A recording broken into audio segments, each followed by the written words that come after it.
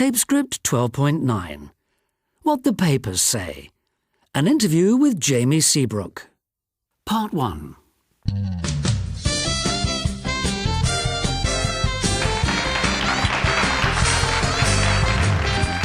now for my final guest. He's a singer and songwriter who's been in the music business for 20 years. He still performs sellout concerts in front of 50,000 people. But his life hasn't all been easy. He's had problems with his family, and he's been in trouble with the law. And he's just completed a month's rehab in a clinic in Texas.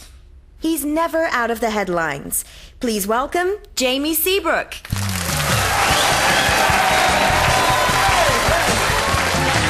Hello, good evening.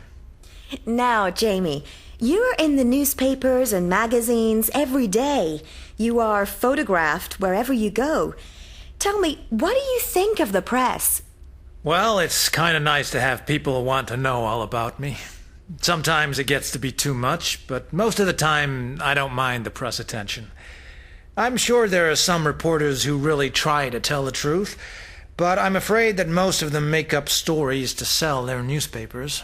Are you saying that the stories aren't true at all? That's right. They're completely invented. Can you give us an example?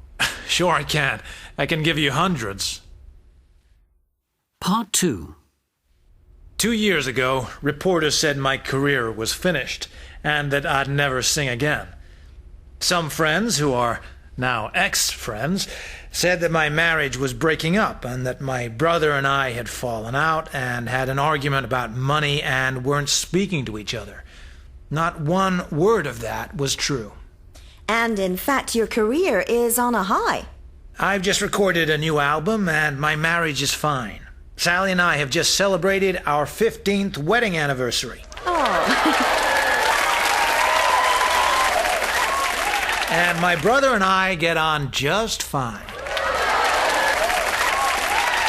But things haven't all been easy for you.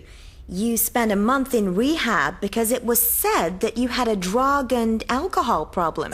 All that's just lies. I've never had a drug or alcohol problem. People in clubs said they'd see me taking drugs, but it's simply not true. I take prescription drugs for migraines, that's all. I don't do illegal drugs. And I only drink alcohol on special occasions, like my birthday. But you were arrested for drink driving just a few months ago. Not so. Police officers thought I'd been drinking, but I was driving home from the recording studios, and it was 2 o'clock in the morning, and I'd been working all day, and I was exhausted. I fell asleep at the wheel. I checked into a clinic for a month because I was suffering from exhaustion. Now, you had another legal problem recently. Your personal assistant, Barbara James, said you hadn't paid her for 6 months, and you made her work 7 days a week without a break. Is that true? It broke my heart when Barbara, my PA, said those things about me. I treated her like my own family. When I met her, she was nothing, and I gave her everything. None of what she says is true. Part 3. I read that you have become a Buddhist, that you have stopped eating meat, that you spend 4 hours a day meditating, and that you were going to give half your future income to charity. Is this true? Yes, it is. I've decided that life is too short, and I'm getting old. I don't care what people think. I made up my mind to do something useful with my life. Now, when this story broke a few days ago, the news presenter on NBC's Morning News refused to read the story, saying that there were much more serious stories that deserved attention and that you were just a celebrity. What do you say to that? I can't control what the press says about me. I have to be true to myself. I live my life as honestly as I can. I try to be nice to everyone around me.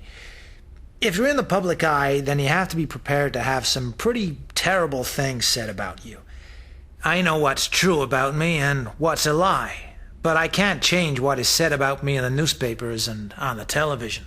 Well, sadly, our time has run out, and we've come to the end of the show. A big thank you to my guest, Jamie Seabrook, and good luck with the new album. Thank you. It's been a pleasure.